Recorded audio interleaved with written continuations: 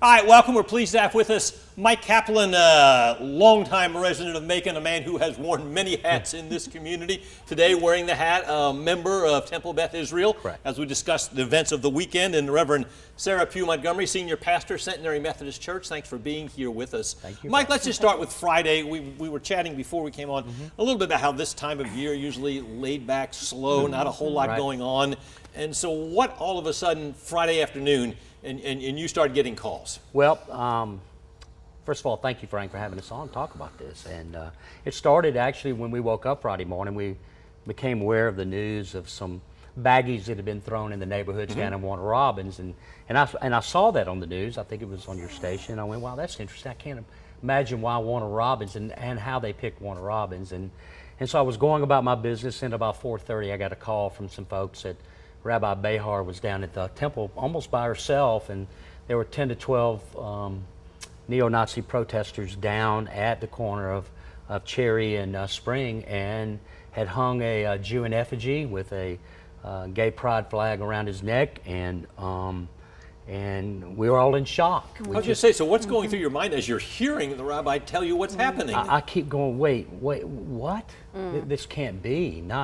Not in Macon. I mean, we see it on the news, and we see it on TV shows, but not in Macon, Georgia.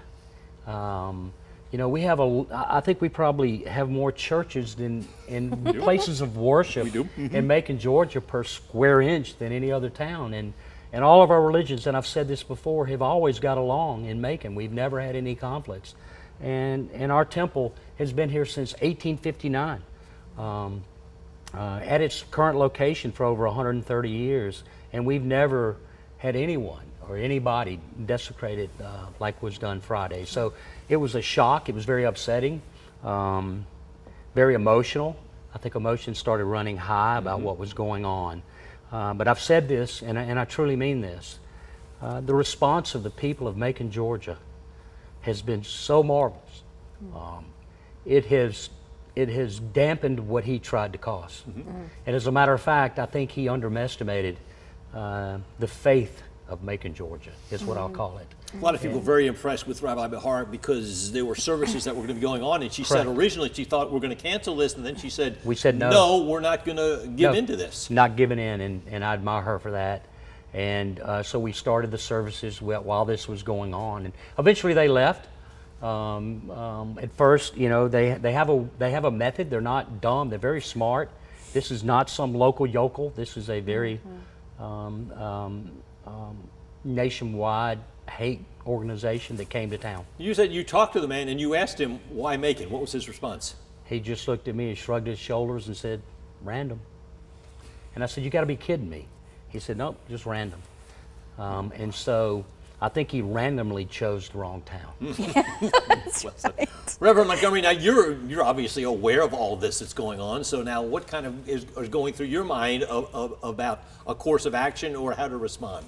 Yeah, absolutely. I was actually also alerted on Friday, and so was able to call Rabbi Behar and went down there and to be able to be with her and stayed for the service, stayed for the Shabbat service, and it was just beautiful service of light and peace and love and unity, and this calling to be able to pray for this peace in the world as well, as we were sitting there with folks outside. And it just reminded me that there's so many things that are places of faith, our congregations of faith, our people that are Christians, and all of those within all the different faith communities, how we can respond in a way that shows unity and shows love, how we can respond in manners that show solidarity and being able to journey alongside instead of being able, and to be present with one another. And so, so we're looking forward to being able to be a part of a unity service that will be next Sunday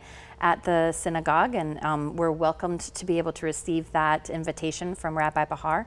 And then we're also just kind of looking forward to being able to perhaps even plan, going out a couple of weeks, having, 3 or 4 or 5 of our folks kind of show up to the synagogue every Friday and be there for Shabbat service, you know, participate in this wonderful religious faith and this wonderful religious service, but also be there in case anything else happens. And that way we can, you know, I had my keys there just in case we needed to be able to move and go over to Centenary. I was like, we're ready if we need to be able to go to another spot. But, you know, just to be able to journey alongside, because, you know, and as a United Methodist pastor, I haven't faced that kind of discrimination. And so to be able to be alongside somebody else as they're facing it so that they also know they're not alone in the midst of that. All right, now then take us through Saturday now, and what was going on at that time. Yeah, absolutely. So while I was in the service on Friday, you know, I had a lot of congregation members that called. They said, hey, I heard what's going on. How can we support? And I said, well, you know, I'm down here right now. We'll kind of find out what's going to be continuing to happen moving forward. And then by the time I got home, you know, Jim Crisp had organized a wonderful rally and just a way to be able to come and to Social be media. present. Yeah, social media does its work. This was a social media gathering Yeah. that was created by Jim Crisp of That's Macon, right. Georgia, and the response was phenomenal. There were 200 to 300 people there, and very peaceful. You know, somebody said there were so many denominations in different, very eclectic group, they couldn't decide what song to sing, so they decided to sing Dock of the Bay. You can never go wrong in Macon, Georgia. Not at all. With Otis Redding, right? Well, and I think what was so beautiful too is right before that gathering at 2, there was actually a gathering of local moms that came and brought their kids. That's what I wanted to mention, and thank you for bringing that up. As I said, emotions were running high, and I was so sad to see my temple desecrated like that. But when I came back Saturday about 1 o'clock and saw what children had done in front of Byrne Park, and they had done chalk art of hearts and Israeli flags and Star of Davids and love, not hate, that's Macon. Yeah. These people aren't Macon, and so I was appreciative for that. And the whole Jewish community obviously touched you, and I'm sure your community too. Oh, it touched everybody. I mean, how could it not? How can it not touch you when you see 200 people? They're not Jewish. They're here and they're supporting us. And actually, when Evil came back and he came, you know, at that Saturday rally, he decided to come back. The first people to jump up were ministers and preachers who blocked his way and was not going to let them get to us. So that's what we have in Macon. That's what I'm most proud of. That's obviously right. important to you, and obviously important to you, and I guess you felt like this was something you need to take the lead, and people need to jump in and help. Yeah, you know, and I think the beauty of this is that it's not just one congregation taking the lead. Correct. You know, you mentioned heard Jake from- Hall, one of my good friends, a Baptist pastor in town. I mean, he was right there in between what was happening. And We have he heard stood from his line. St. Joseph's Yeah, Catholic Church. we prayed at St. Joseph. We've heard from Mulberry Street. Mulberry. We've heard Yeah. from Vineville Methodist. The outpouring is the religious community, faith-based community, has been tremendous, and we will be having a service of love and unity at Temple Beth Israel next Sunday at 2 o'clock. So it's obviously, I mean, we all pretty much, I guess, you know, everyone supports one another, but Correct. sometimes it's kind of unique the way one event can galvanize everybody and kind of bring out how people feel about one another. Correct. And I think that feeling's always been here. Sure. I mean, and now we're showing it. I mean, it's always been underlying that we always would have each other's backs. And I mean, when Mulberry Street United Methodist Church, They had a flood. They had a flood, and they couldn't. They came into Temple Beth Israel That's right. and had a Christian service in our synagogue, which was fine.